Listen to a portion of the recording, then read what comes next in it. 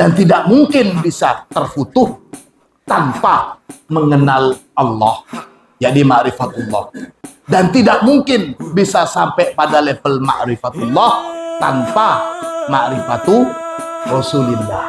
Dan tidak mungkin bisa sampai pada ma'rifatu Rasulillah tanpa ma'rifatus Syekh. Syekh di sini adalah Syekhul Hayy.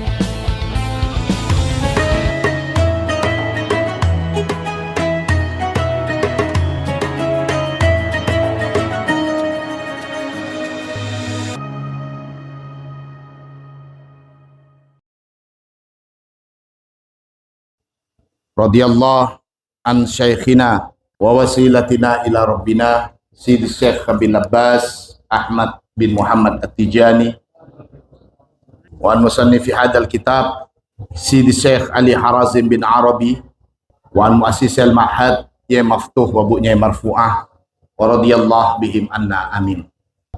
Fuqara Tijani rahimakumullah.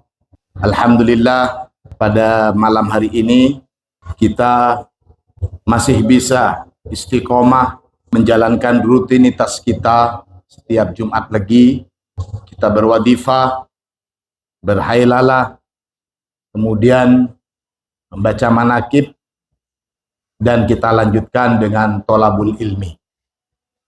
Mudah-mudahan keistiqomahan kita ini menjadi satu wasilah, menjadi perantara dibukakannya pintu hati dan pikiran kita hingga bisa mendapatkan madad Syekh Ahmad. Kita tergolong murid-murid Syekh Ahmad yang mendapatkan anugerah kefutuhan. Amin, Allahumma amin. Para hadirin wal hadirat sekalian rahimakumullah, kita semuanya berharap mendapatkan kefutuhan. Kefutuhan dalam artian kita bisa semakin mendapatkan jalan terang untuk menjadi hamba Allah melalui Rasulullah dari jalan yang sudah diberikan oleh guru kita Syekh Ahmad.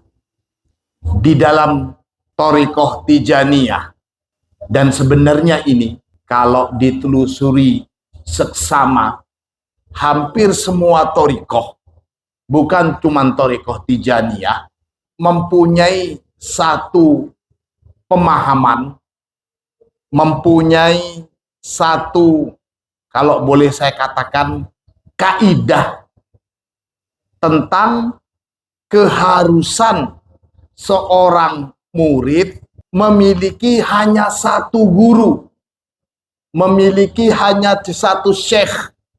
Jangan sampai menduakan gurunya.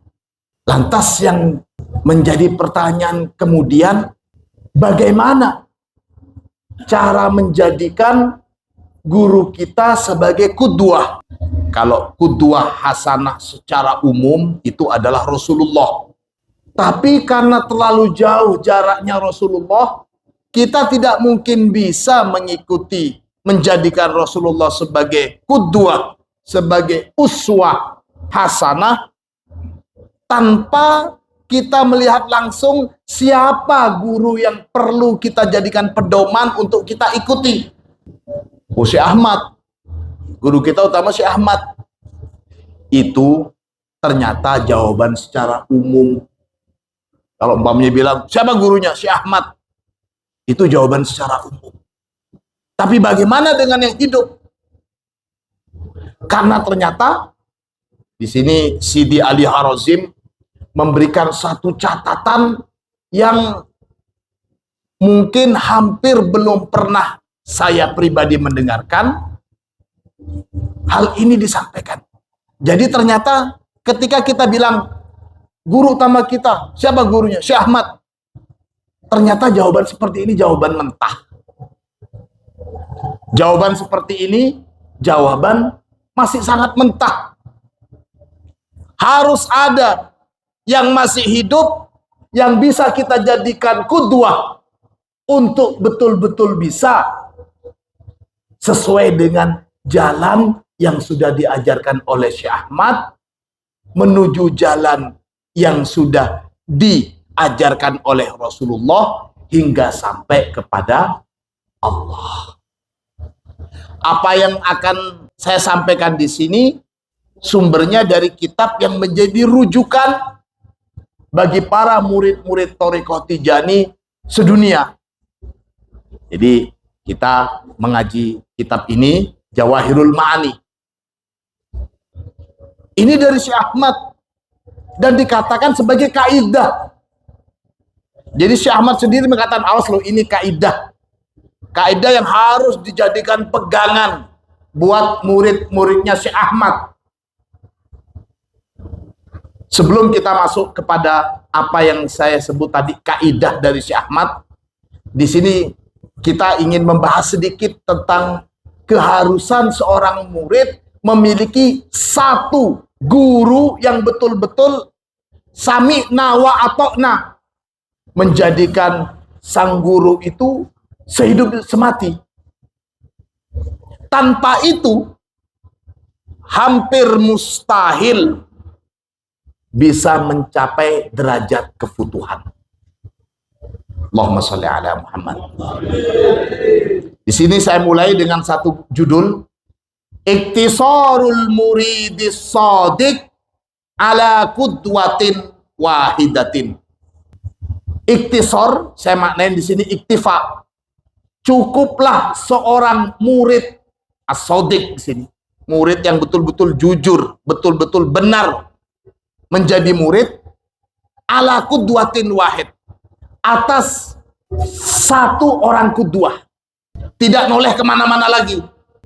Tidak noleh kemana-mana lagi ini bukan berarti kita lantas membolehkan ketika kita menyepelekan ulama-ulama atau wali-wali yang lain. Tidak. Menghormati mereka merupakan kewajiban secara syariat. Jangankan orang yang berilmu, orang yang bodoh pun harus kita hormati juga. Tapi hati ini dan pikiran kita tetap fokus sama seorang yang kita jadikan qudwah. Kalau katanya guru kita ini sudah kamu lurus saja, jalan terus.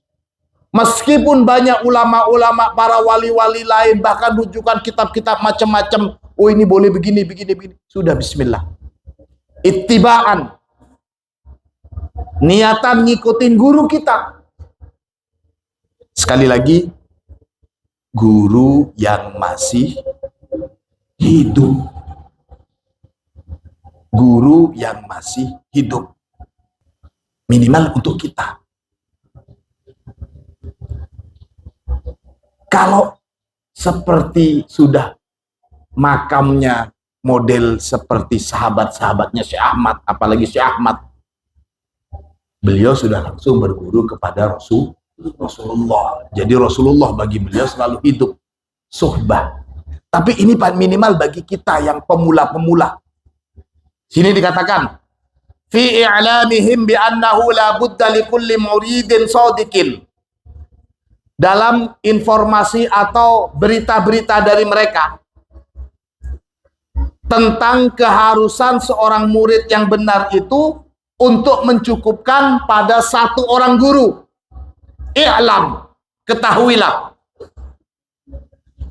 annal iktisar ala syaikhin wahidin, bahwasanya mencukupkan diri atas seorang guru itu la yata'addahu ila ghairihi, kemudian tidak berpaling kepada selain guru itu, syartun lazimun fi tariqi ahlillah, merupakan syarat yang wajib dalam berthariqah, dalam berguru kepada ahlullah.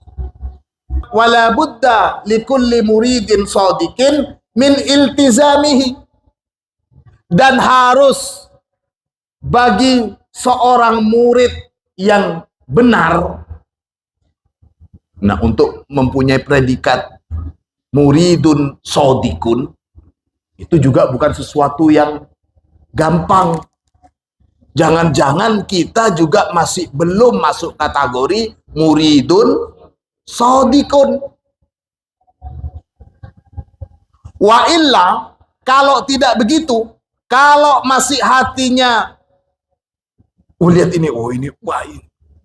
Jadi, kalau masih gurunya itu dikalahkan dengan apa yang dia lihat dari para wali-wali lain, ini, fala sabila lahu ilal usul albattah.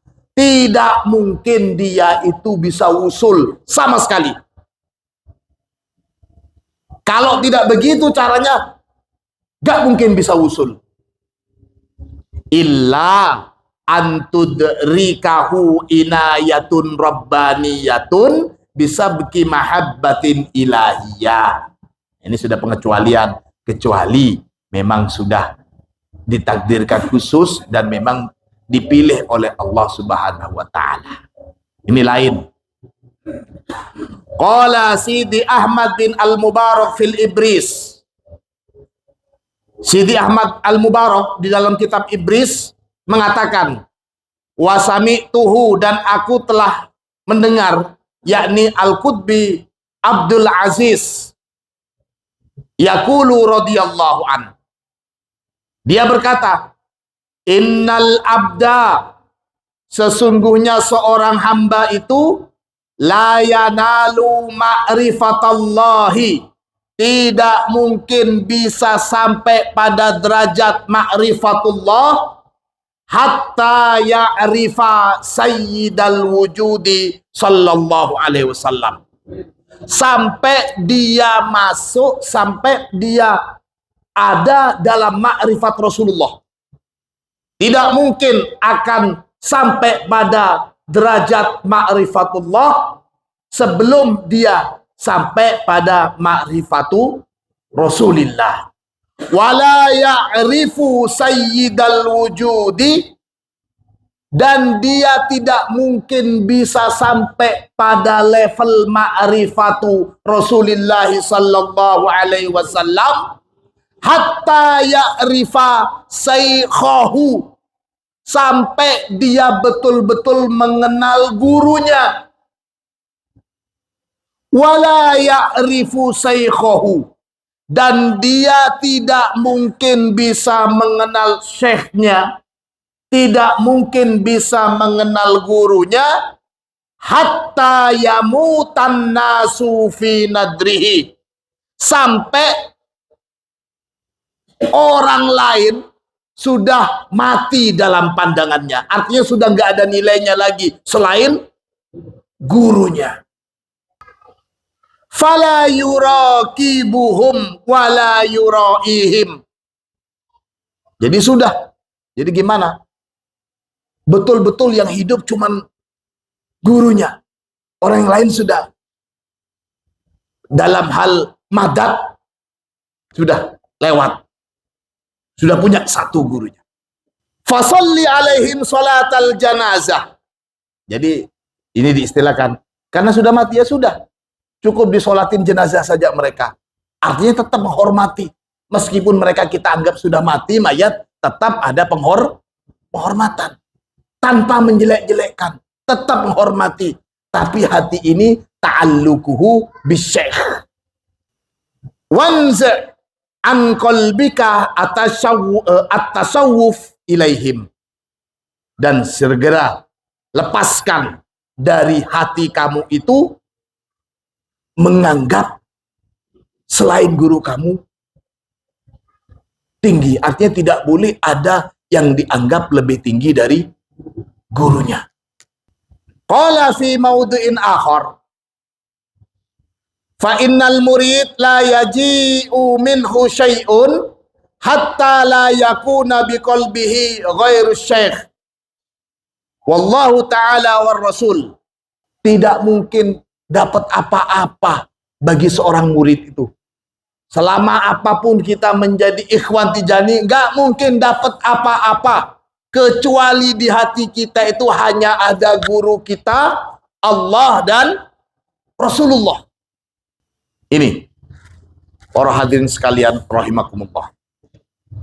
Nah, dari dari kitab Rimah ini kemudian banyak pemaknaan-pemaknaan. Oh, nggak boleh ke ini ziarah begini, nggak boleh, nggak usah ke wali-wali lain, nggak boleh istimdad, nggak boleh ke madad apa, mengharapkan madad ke yang lain. Ini yang tersebar banyak. Nah, sekarang bagaimana kita bisa memahami ini di kitab Rimah ini? Sini saya menemukan di kitab ini satu tempat tapi dua kitab, Jawahirul Ma'ani. Ini yang unik. Dan mungkin ini termasuk satu pemanaan yang luar biasa sekali agar kita bisa semakin memahami. Ini dikatakan wa min kalamihi radhiyallahu an. Jadi Sidi Ali Harazim sebagai termasuk sahabat terdekatnya guru kita Syekh Ahmad itu menulis begini. Wa min kalamihi radhiyallahu an, termasuk dari dawuhnya Syekh Ahmad radhiyallahu an qala. Jadi Syekh Ahmad dawuh qaidatun. Jadi bukan sekedar min kalamihi, dan Syekh Ahmad bilang qaidah. Awas lo, ini kaidah lo ya. Ini rumusan supaya kita tidak salah. Panjenengan harus paham, saya panjenengan harus memaknai ini sebagai rumus. Jadi setelah mendengar ini rumus dari Syekh Ahmad, pemaknaan-pemaknaan apapun dan dari siapapun, kita harus lebih mendahulukan pemahaman dari guru kita, apalagi disebut sebagai kaidah. Sini dikatakan, i'lam, ketahuilah, annallaha subhanahu wa ta'ala, bahwasanya Allah subhanahu wa ta'ala ja'ala fi sabiqi ilmihi wa nufudi masyiatih. Jadi sudah menjadi kemahatauan Allah dan yang sudah dilaksanakan oleh Allah sejak dulu-dulu. Ini maksudnya begitu. Annal madadal wasil ila khalqihi min faidi rahmatihi, bahwasanya madad yang bisa sampai kepada para hamba dari rahmat Allah itu huwa fi kulli asrin yajri ma'al khasatil ulia. Ini kata Syekh Ahmad, madad itu sebagai rahmat Allah itu akan selalu ada sepanjang zaman bersama para waliullah khas yang hidup di zaman itu. Yang hidup di zaman itu. Min khalqihi, dari para makhluk Allah, minan nabiyina, mulai dari zaman para nabi, wasiddiqin. Kalau zaman nabi kita sudah nggak mungkin ada para nabi. Tapi kita masih punya as-siddiqin ini. Khos. Ulama-ulama khos, para waliullah, ahlullah al-khosah. Faman, maka barang siapa, faza'a, yang mawas, takut gitu, ila ahli asrihil ahya, kepada para waliullah yang khos, yang masih hidup. Ini ada kalimat al-ahya ya. Kaidah dari Syekh Ahmad ini al-ahya, yang masih hidup, min zawil khasatil ulia, dari kalangan para waliullah khasah, wasahabahum, dan dia dekat, artinya menemani, bersahabat dengan, maksudnya bersahabat di sini berguru lah, kita sebagai murid berguru. Ada satu orang yang kita yakini sebagai ahlullah dan kita betul-betul takut kita berguru kepada orang tersebut yang masih hidup. Tolong dicatat, yang masih hidup. Waqtada bihim, kemudian kita mengikuti mereka. Wastamadda minhum, dan kita mengharapkan madad minhum, dari mereka. Faza, maka beruntunglah orang itu binailil madadil faidi minallah, maka dia beruntung telah mendapatkan madad al-faid minallah. Kebalikannya, waman a'rada an ahli asrihi, dan barang siapa yang menentang para waliullah, para ahlullah di zamannya.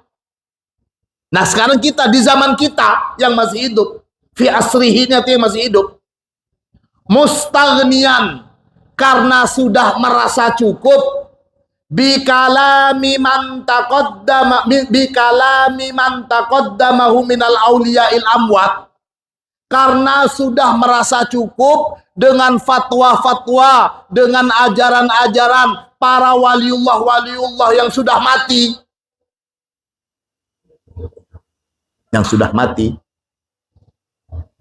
tubi'a alaih, maka dicap orang itu bitabi'il hirman, dengan cap hirman. Itu artinya nggak mungkin dapat. Kebalikannya ityan, wes nggak mungkin dapat apa-apa.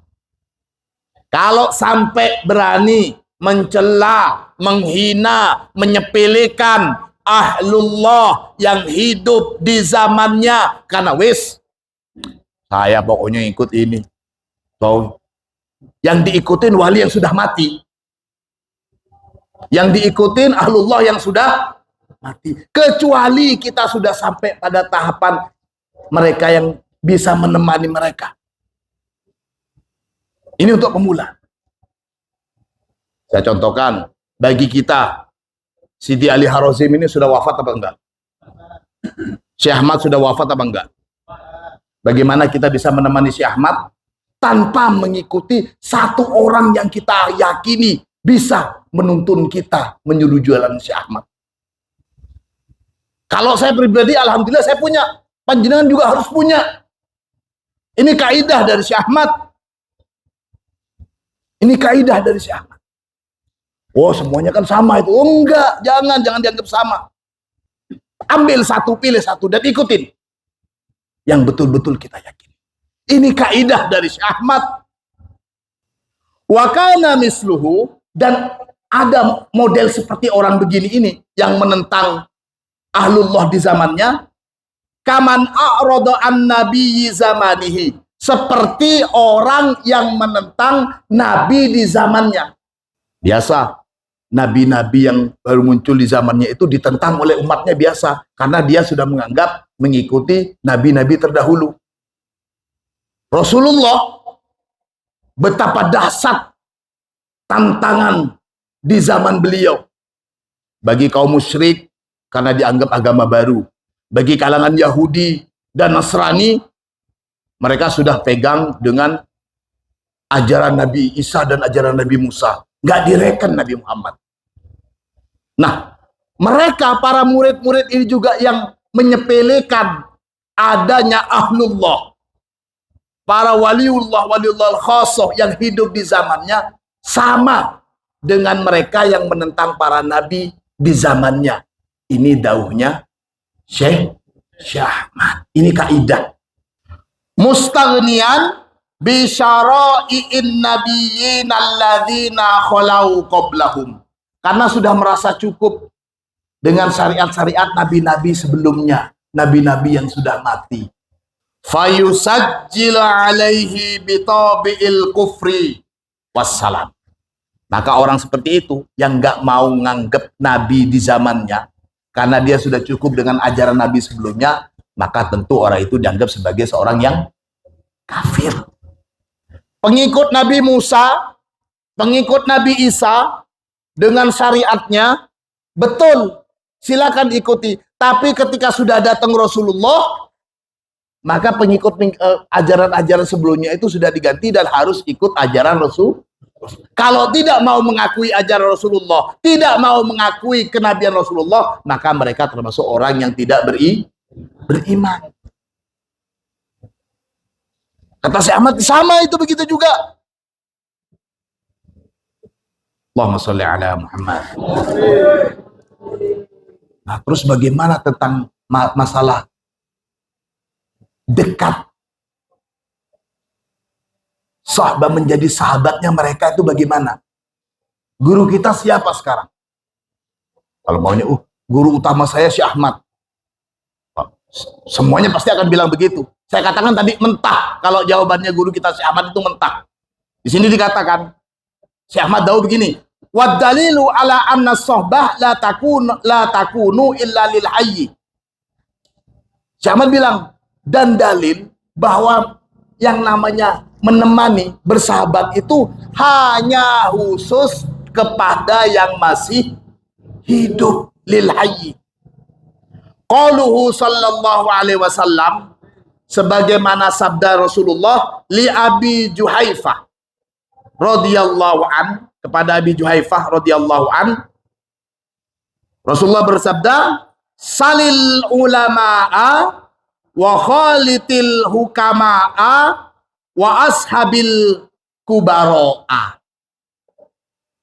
Di sini ada 3, al ulama, al hukama, dan al kubaro.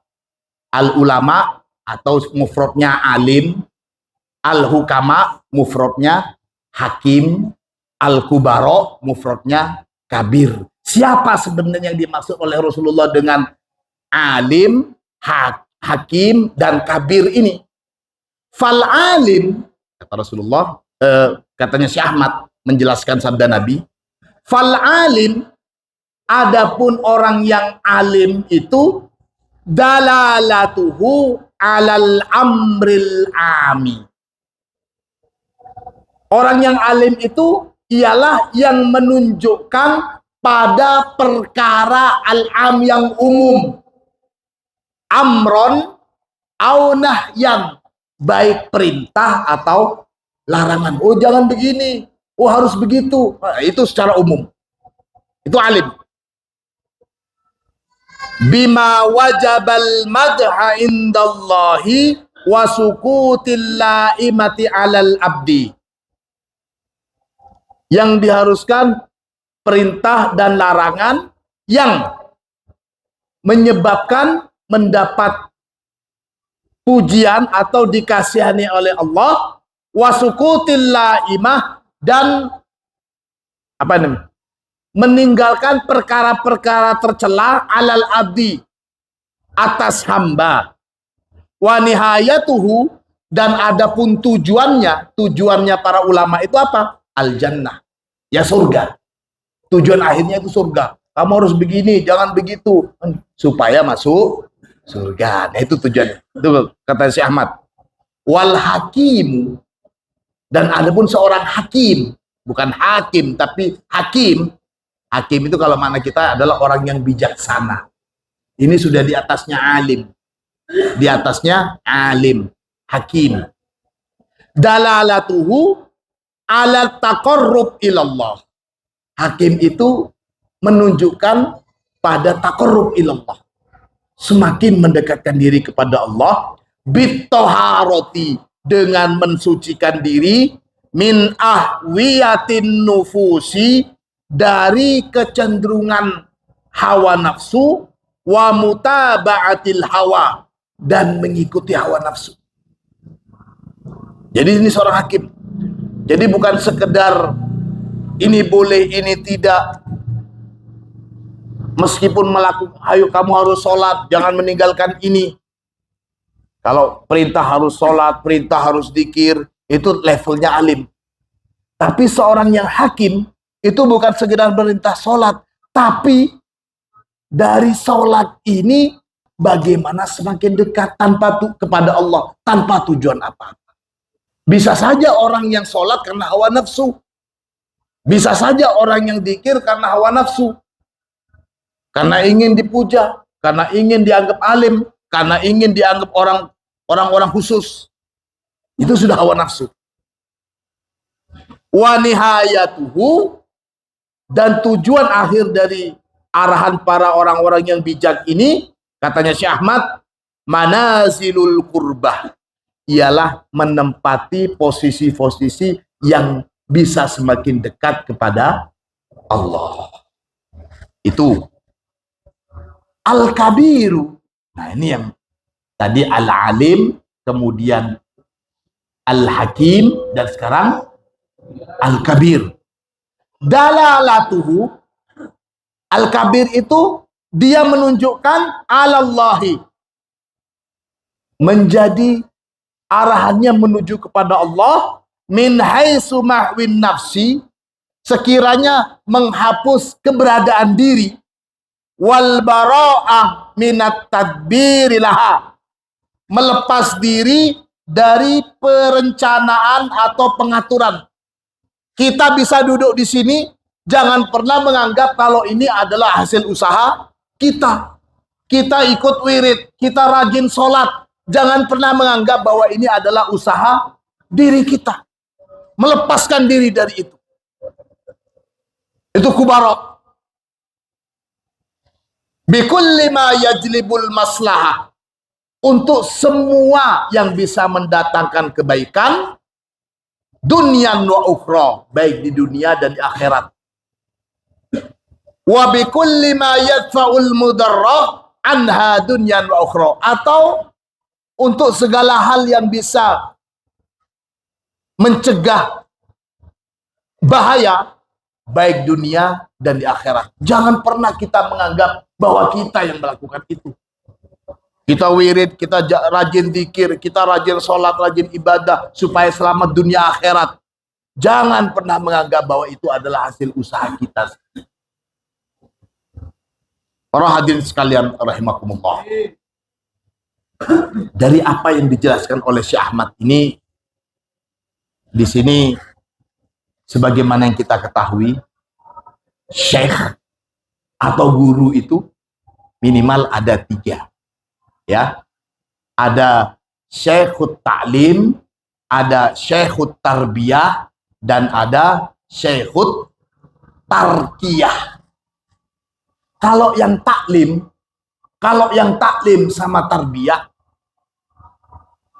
itu mungkin guru kita mondok di sini begini, itu taklim. Itu nggak ada istilahnya. Yang dimaksud tadi pertama itu tidak boleh noleh kemana-mana, itu pada tahap yang ketiga, yang at-tarkiyah. Kalau yang at-taklim dan tarbiyah tidak, karena mereka termasuk guru-guru ulama-ulama umum. Ini jelasan begini, sebagai contoh, faida asobal insanu damban, kalau umpamanya ada orang yang melakukan dosa, fa inna syaikhat ta'limi yu'allimul murida syurutut taubati wa wujubiha. Kalau ada hambanya, muridnya yang melakukan dosa, guru syekhut taklimnya ngajar, ini loh syaratnya taubat harus begini, kamu harus begini, nak begini. Itu surut taubat. Seorang syekhut taklim ngajarin begini loh, harus bertaubatnya begini. Kalau dia ingin melakukan kebaikan harus begini, rukunnya sholat itu begini. Itu syekhut taklim. Tapi kalau dia datang kepada syekhut tarbiyah, dia melakukan dosa. Kemudian nasihatnya seorang guru tarbiyah itu yu'allimuhu kaifa yattakhidul damba mi'rajan ila ridallah. Ada yang melakukan dosa, maka syekhut tarbiyah ini akan mengajarkan dia bagaimana dari dosa yang sudah dia lakukan, dari kesalahan yang sudah dia lakukan itu menjadi cara dia bisa mi'raj menuju Allah. Bisa mi'raj menuju Allah. Fayaqulu lahu. Kemudian si syekh tarbiyah akan bilang ke orang yang berbuat dosa ini, rubba ma'siyatin awrasat dhullan wang kisaron khairun min ta'atin awrasat izzan wastikbaron. Betapa banyak kemaksiatan yang dilakukan oleh seseorang, justru dari kemaksiatan itu, dosa yang dilakukan oleh seorang, kemudian orang yang melakukan dosa itu merasa terhina dan merasa rendah karena sudah bergelimang dosa, itu jauh lebih baik dibandingkan ketaatan yang menyebabkan orang yang melakukan ketaatan ini membanggakan diri dan merasa hebat. Paham maksudnya gitu? Betapa banyak orang yang sebelumnya bergelimang dosa justru diangkat derajatnya oleh Allah karena merasa kehinaan dirinya, merasa terus bahwa dia dibayang-bayangin atas kesalahannya. Itu justru mengangkat derajat orang tersebut dibandingkan ketaatan yang dilakukan seseorang tapi dia merasa sudah hebat dan melebihi orang lain. Na'udzubillah summa na'udzubillah. Artinya seorang syekh tarbiyah itu memberikan motivasi. Sudah nak, gak usah putus asa. Gak usah putus asa kamu. Allah maha penerima taubat kamu. Itu syekh tarbiyah. Sementara syekh tarkiyah, ini yang namanya sebagai murabbi ruhaniyah, sebagai guru ruhaniyah kita. Fayaqulu lahu, maka akan bilang syekh tarkiyah kepada seorang yang melakukan dosa ini, ru'yatuka nafsaka fil amal sawa'un ta'ah au maksiatan. Kamu melihat kehebatan diri kamu, kamu melihat bahwa kamu yang sudah melakukan baik dalam hal ketaatan atau kemaksiatan, huwa akbaru dambin, itu merupakan dosa yang terbesar. Faman ro'a nafsahu, maka barang siapa yang melihat dirinya, fakullu a'malihi dunubun, maka semua amalannya itu berpotensi sebagai perbuatan dosa. Wa in kanat solehatan, meskipun amalannya itu merupakan amalan soleh. Wa man lam yara nafsahu, sementara barang siapa yang tidak melihat dirinya, fakullu a'malihi hasanatun, maka semua amalan-amalannya termasuk menjadi amalan yang baik. Wa in kanat solehatan, meskipun secara kasat mata dia sudah melakukan kejelekan. Rabbana dolamna anfusana, doanya Nabi Adam. Padahal yang mendolimi Nabi Adam dan istrinya siapa? Iblis yang mau. Tapi Nabi Adam, Rabbana dolamna anfusana, ya Allah, kami telah berbuat dolim kepada diri kami. Nabi Adam tidak bilang Rabbana dolamana iblis. Enggak kan? Iblis yang mendolimi. Dibujuk. Itu kasat mata. Tapi Nabi Adam dalam kejelekan dosanya, beliau menyalahkan diri. Rabbana dolamna anfusana. Iblis begitu karena memang bimasyiatillah. Kalau tidak digoda sama iblis, kalau tidak sampai Nabi Adam makan buah terlarang, gak mungkin Nabi Adam akan turun ke bumi. Dan kalau sudah tidak turun ke bumi, gak mungkin akan dibedakan mana al-mukhlasin, mana al-mukhlisin, mana yang betul-betul istofahullah. Jadi semuanya itu memang skenario Allah.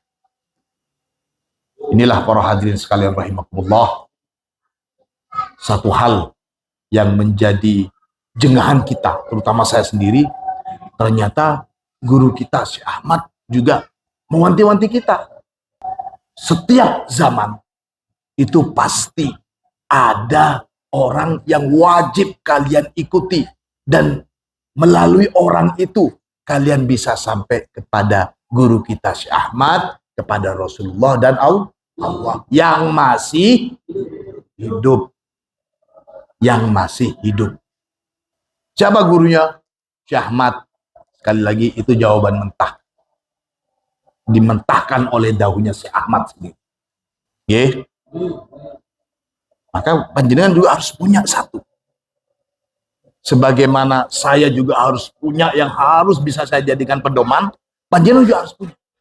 Karena semuanya kita ingin segera mendapatkan kefutuhan, dan tidak mungkin bisa terfutuh tanpa bisa mengenal Allah, jadi ma'rifatullah. Dan tidak mungkin bisa sampai pada level ma'rifatullah tanpa ma'rifatu Rasulillah. Dan tidak mungkin bisa sampai pada ma'rifatu Rasulillah tanpa ma'rifatus Syekh. Syekh di sini adalah Syekhul Hayy. Lain kalau panjenengan sudah sampai derajat bisa bertemu dengan Rasulullah terus, bisa bertemu dengan Syekh Ahmad terus, itu sudah lain. Tapi insya Allah yang duduk di sini masih belum itu.